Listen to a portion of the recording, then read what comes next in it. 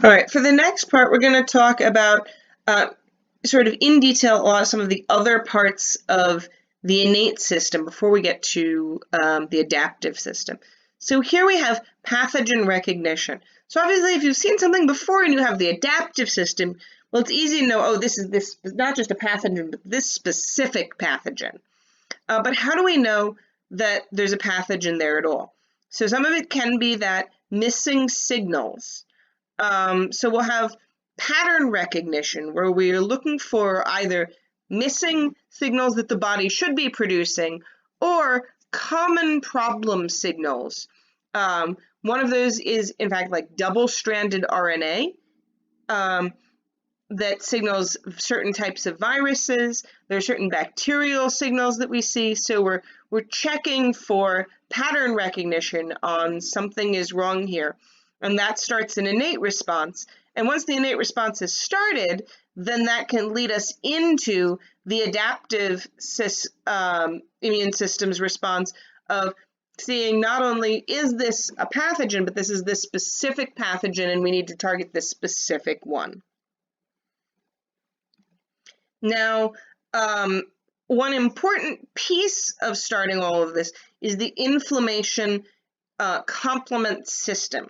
So the complement system, now obviously here we've got a lot of very specific terminology with C4, with all of these steps, but what I want you to know is that the complement system is a bunch of different pieces coming together to signal that there's a problem, and once the signal goes out, then these things start binding to the microbial surface to attack, and this leads to this whole attack process from the complement system, also sort of activating this inflammation pathway. So inflammation is is your body's way of responding to an injury or infection. So when there's an injury or infection, your body will send in pro-inflammatory signals, pro-inflammatory cytokines. This will cause the blood vessels to become leaky in the area. So stuff will start leaking out of the blood vessels. This lowers the colloid osmotic pressure, because proteins can get out, causing more fluid to come out. And this causes that swelling in the area.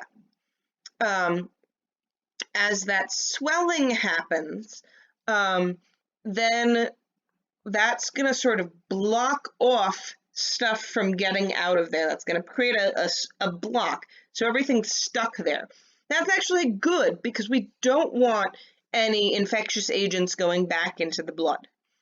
And at the same time, you're going to have a whole lot of white blood cells leaving the bloodstream by diapedesis, which we've talked about before, and going out into this environment where they can then go and fight this.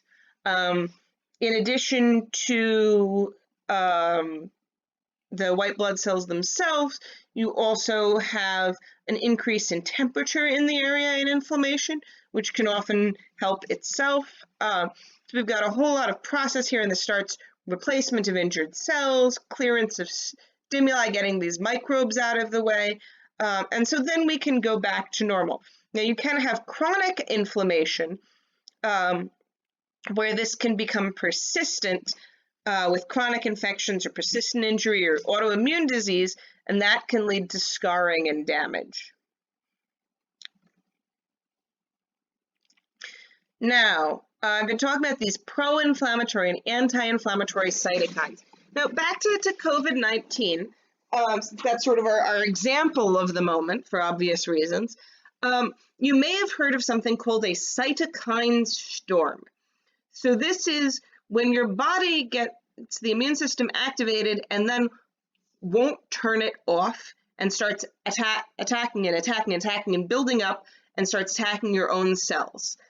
Not like an autoimmune disease where this is a sort of a slow chronic thing, but a big attack, short term. But if you can get through it, you'll be okay.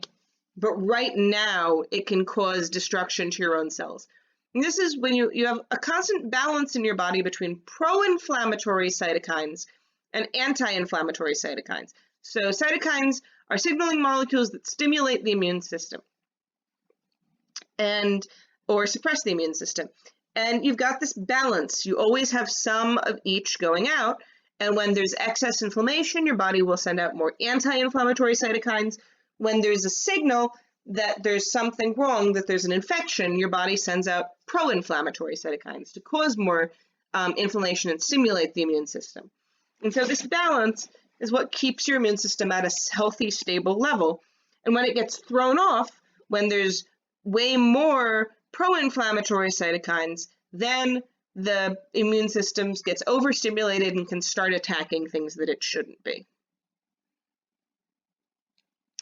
Now, histamine is a particular type of these signaling molecules that obviously when we think about histamine, we think about it in terms of allergies. Histamine is what causes most of our allergy symptoms. That's why you take antihistamines if you have allergies. Histamine is particularly important in this cytokine storm. Some people have been suggesting taking antihistamines to prevent it. We're not really sure that that's actually effective yet, but it's one of the early sort of ideas that we're working on. And histamines activate the immune system, cause inflammation, and that's where we get that itching, that mucus production, which is sort of leftovers of immune system activation, all the things that you associate with allergies, but also often with infection and healing. All right, and that brings us to the end of our innate immune system that we've been talking about.